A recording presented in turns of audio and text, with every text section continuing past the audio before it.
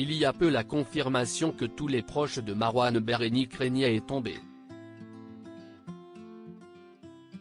Le corps sans vie retrouvé dans une maison abandonnée en Saône-et-Loire est bien la dépouille du comédien disparu peu après un accident survenu le 3 août dernier. Sur Instagram, Dounia Koezin, son amie de 15 ans, a pris la parole accompagnant son chagrin de bouleversantes vidéos personnelles. Le 14 octobre dernier, ce sont plus de 2 mois d'espoir et de doute qui ont été pulvérisés en quelques minutes avec l'annonce terrible de la découverte d'un corps dans une maison abandonnée de Saône-et-Loire, à quelques kilomètres à peine de l'endroit où le véhicule d'ordinaire utilisé par Marouane Bereni avait été retrouvé abandonné le 5 août dernier. Pour les intimes et la famille du comédien connu pour avoir incarné Abdel Fedala dans Plus belle la vie, la nouvelle a fait l'effet d'une déflagration. Quelques jours à peine avant la macabre découverte, certains avaient évoqué la possible fugue du comédien vers la Suisse et ses parents, déjà endeuillés par la perte de leur fils qu'Ada Bilal avait dévoilé dans les pages de Libération, un déchirant message d'amour à leur fils, l'encourageant à mettre fin à sa cavale. Le 3 août dernier, en effet, le véhicule du comédien avait provoqué un accident aux abords d'une boîte de nuit de Mâcon. Une jeune femme de 37 ans et son chien avaient été percutés avant que le véhicule ne prenne la fuite.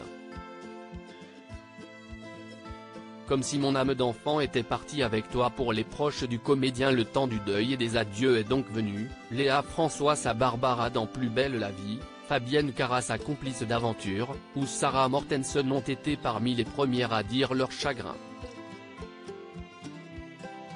Ce dimanche 22 octobre, c'est Dounia Koezin qui a ouvert son cœur sur son compte Instagram. Dans un très long message adressé à Marou, son frère, son compagnon de route, son mousquetaire, la comédienne livre son immense chagrin. Je n'arrive pas à y croire, pas encore. Je t'ai cherché autant que j'ai pu pendant 2 mois. J'ai tout imaginé, que tu étais dans la forêt en mode Koh-Lanta, que tu étais parti sillonner le monde comme l'avait fait Bilal. En légende de son texte, la comédienne dévoile des archives personnelles au son du Sound of Silence de Simon & Garfunkel. Aujourd'hui, j'entends encore le son de ta voix, je crois te voir parfois dans la rue, comme si tout ceci était encore une de tes farces. Ton silence est assourdissant. Tu étais la personne qui me connaissait le mieux. Est irréel. Maintenant débute une autre vie, qui me paraît tellement fade. L'actrice se souvient, on était 2 gamins, 2 sales gosses, prêts à croquer le monde. J'ai l'impression d'avoir pris 20 ans depuis une semaine. Comme si mon âme d'enfant était partie avec toi. On allait fêter nos 35 ans. Tu voulais qu'on installe une kermesse géante dans le jardin, ta folie va me manquer putain.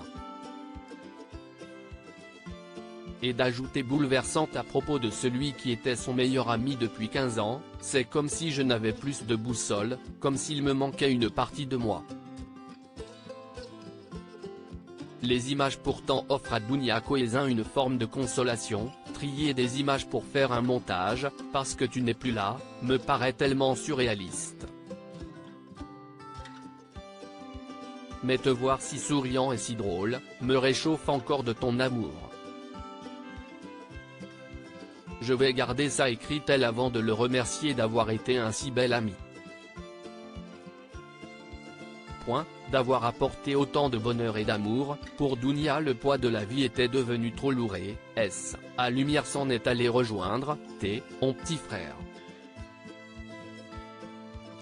Des mots qui ont frappé en plein cœur ses anciens camarades de Plus belle la vie, mais aussi de nombreux anonymes. Diaporama, voir le diaporama.